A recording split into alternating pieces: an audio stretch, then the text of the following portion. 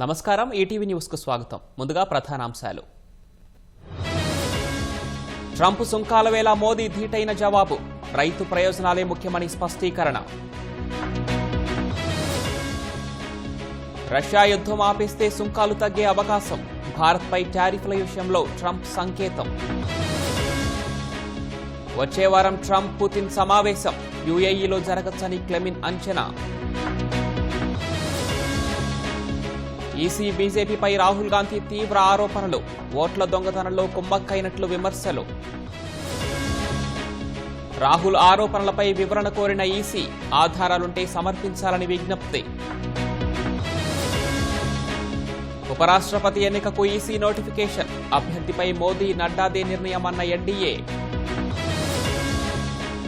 గాజాను హస్తగతం చేసుకోబోమన్న ఇజ్రాయెల్. తాత్కాలిక పాలనా వ్యవస్థ ఏర్పాటుకు నిర్ణయం.